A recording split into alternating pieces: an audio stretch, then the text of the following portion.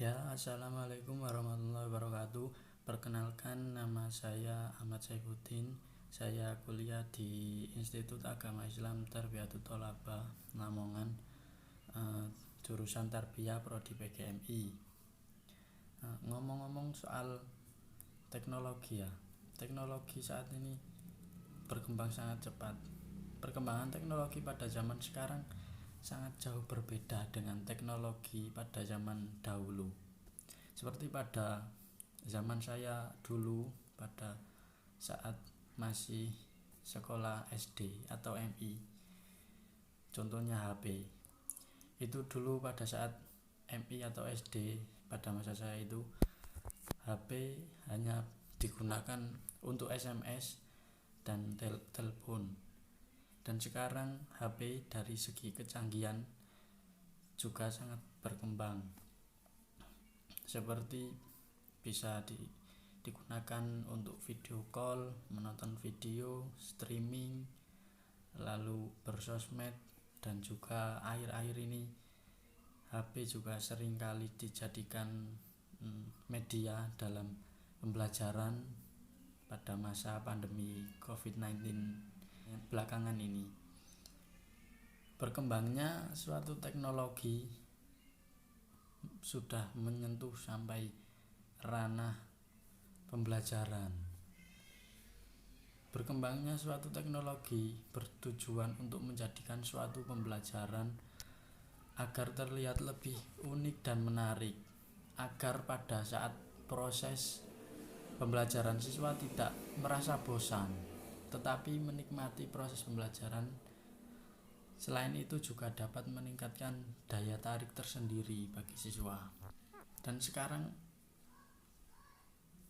terdapat berbagai jenis teknologi yang digunakan dalam menyampaikan pembelajaran dalam suatu pendidikan, khususnya di tingkat MI atau SD.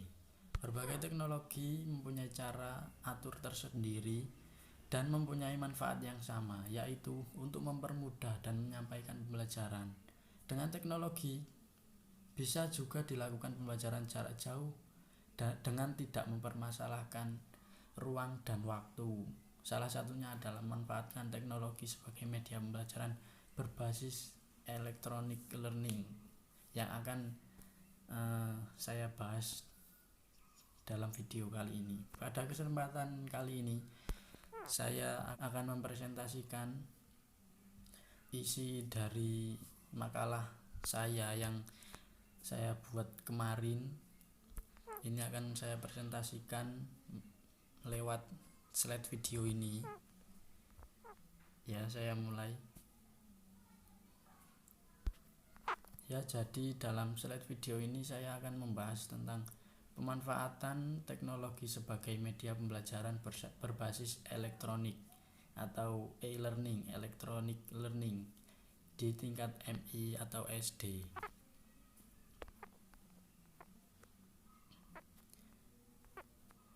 Ya, pertama kita akan membahas tentang pengertian teknologi dulu.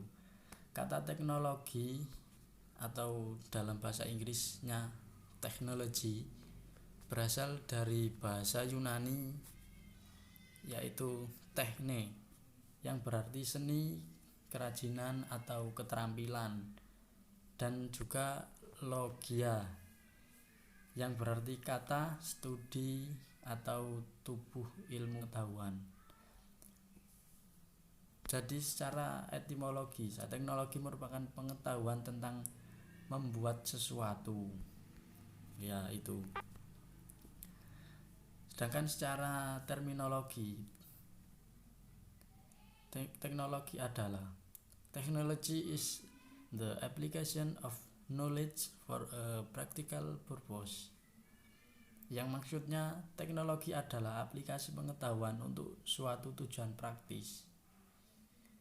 Definisi yang lebih formal diberikan oleh Galbraith dalam Newby dan kawan-kawan, di mana dinyatakan bahwa teknologi adalah the systematic application of scientific or the organized knowledge to practical task, yang artinya aplikasi sistematis dari pengetahuan ilmiah atau pengetahuan terorganisir lainnya untuk tugas-tugas praktis.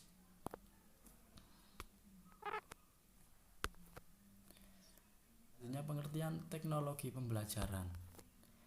Teknologi jika dihubungkan dengan pendidikan, menurut Association for Educational Communications Technology atau disingkat AEC pada tahun 2004, didefinisikan educational technology is the study and ethical practice of facilitating learning and improving performance by creating, using, and managing appropriate technological process and resource.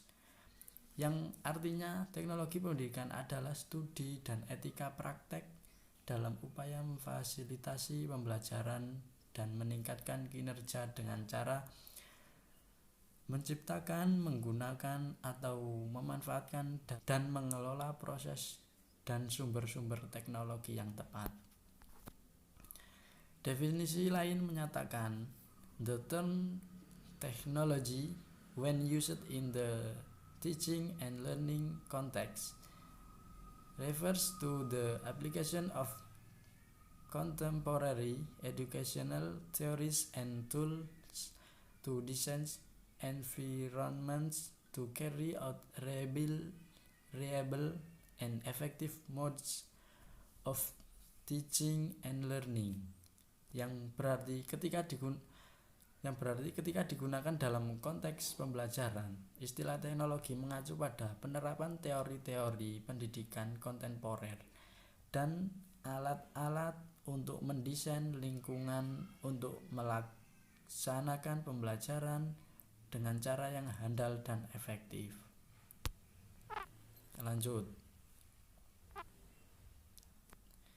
Selanjutnya, perkembangan teknologi dalam pendidikan. Melihat perkembangan zaman saat ini, maka segala aspek dalam kehidupan tidak bisa lepas dari yang namanya teknologi informasi dan komunikasi.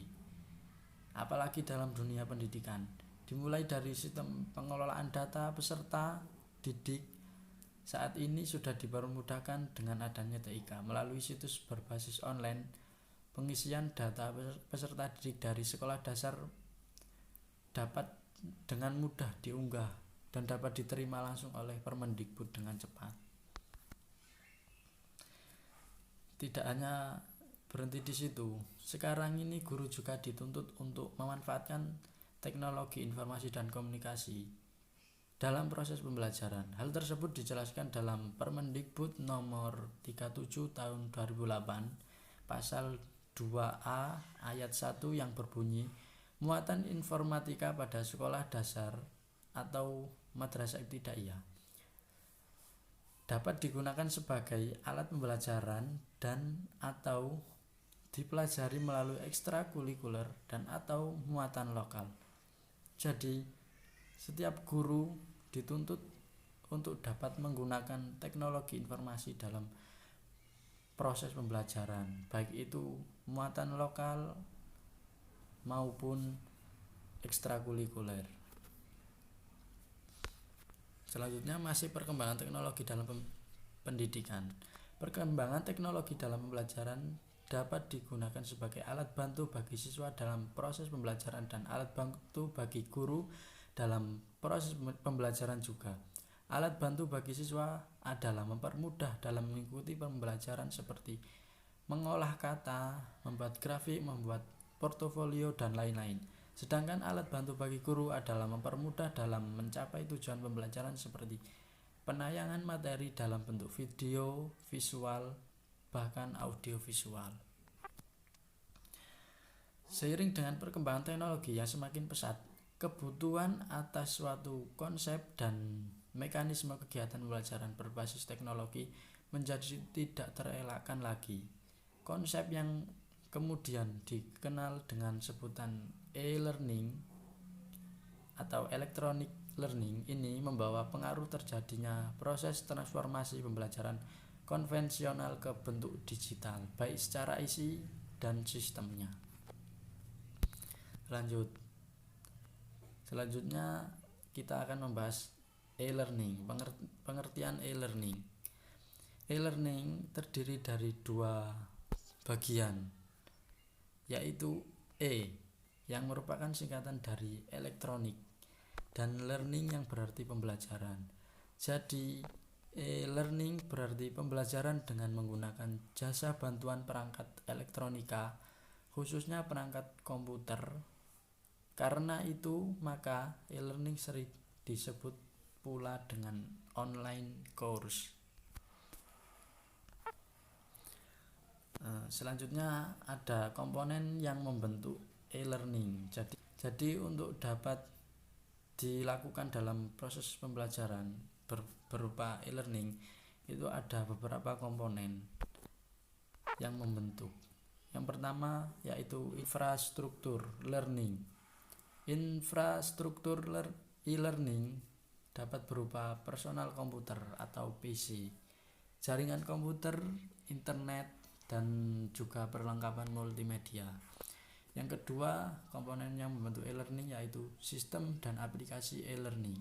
Sistem perangkat lunak yang memvirtualisasi proses pembelajaran konvensional, bagaimana manajemen kelas, pembuatan materi atau konten, forum diskusi, sistem penilaian, sistem ujian online, dan segala fitur yang berhubungan dengan manajemen proses belajar mengajar. Sistem perangkat lunak tersebut sering disebut dengan learning management system. Dan yang ketiga, konten e-learning. Konten dan bahan ajar yang ada pada e-learning system atau bisa disebut learning management system. Konten dan bahan ajar ini bisa dalam bentuk multimedia based content, konten berbentuk multimedia interaktif, atau text based content, konten berbentuk teks, seperti pada buku pelajaran biasa disimpan dalam learning management system sehingga dapat dijalankan oleh siswa kapanpun dan dimanapun. Selanjutnya, karakteristik e-learning. Yang pertama, karakteristik e-learning yaitu memanfaatkan jasa teknologi elektronik, di mana guru dan siswa dan sesama siswa, atau guru dan sesama guru dapat berkomunikasi dengan relatif mudah, dengan tanpa dibatasi oleh hal-hal yang protokoler. Ya. Yang kedua, menggunakan bahan ajar bersifat mandiri, self-learning materials, disimpan di komputer sehingga dapat diakses oleh guru dan siswa kapan saja dan di mana saja, dan yang bersangkutan memerlukannya. Dan yang ketiga, memanfaatkan jadwal pembelajaran, kurikulum, hasil kemajuan belajar, dan hal-hal yang berkaitan dengan administrasi pendidikan dapat dilihat setiap saat di komputer. Selanjutnya, kelebihan e-learning. Yang pertama, tersedianya fasilitas e-moderating, di mana guru dan murid dapat berkomunikasi dengan mudah melalui fasilitas internet secara reguler atau kapan saja. Kegiatan berkomunikasi itu dilakukan dengan tanpa dibatasi jarak, tempat, dan waktu. Dan yang kedua, guru dan siswa dapat menggunakan bahan ajar atau petunjuk belajar yang terstruktur dan terjadwal melalui internet, sehingga keduanya bisa saling menilai sampai berapa jauh bahan ajar dipelajari. Yang ketiga, siswa dapat belajar atau mereview bahan ajar setiap saat dan di mana saja kalau diperlukan, mengingat bahan ajar tersimpan di komputer. Dan yang keempat, bila siswa memerlukan tambahan informasi yang berkaitan dengan bahan yang dipelajarinya, ia dapat melakukan akses di internet. Yang ketiga, baik guru maupun siswa dapat melaksanakan diskusi melalui internet yang dapat diikuti dengan jumlah peserta yang banyak sehingga menambah ilmu pengetahuan dan wawasan yang lebih luas. Selanjutnya, kekurangan e-learning. Yang pertama, kekurangannya adalah kekurangan interaksi antara guru dan siswa, bahkan antar siswa itu sendiri. Kurangnya interaksi ini bisa memperlambat terbentuknya values dalam proses belajar mengajar. Yang kedua, proses belajar dan mengajar cenderung ke arah pelatihan daripada pendidikan. Yang ketiga, berubahnya peran guru yang semula menguasai teknik pembelajaran konvensional kini juga dituntut mengetahui teknik pembelajaran yang menggunakan teknologi informasi dan komunikasi. Yang keempat, siswa yang tidak mempunyai motivasi belajar yang tinggi akan cenderung gagal. Tidak semua tempat tersedia fasilitas internet. Mungkin hal ini berkaitan dengan masalah tersedianya listrik, telepon, jaringan, ataupun komputernya.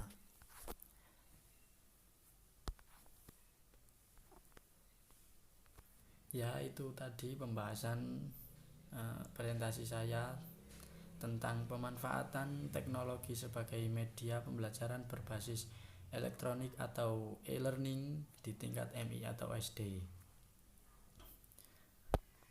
Ya, itu saja yang bisa saya sampaikan. Kurangnya mohon maaf, lebihnya tidak usah. Terima kasih sudah menonton video. Terima kasih atas perhatiannya, semoga bermanfaat. Wallahul muwaffiq ila aqwamit thoriq. Wassalamualaikum warahmatullahi wabarakatuh.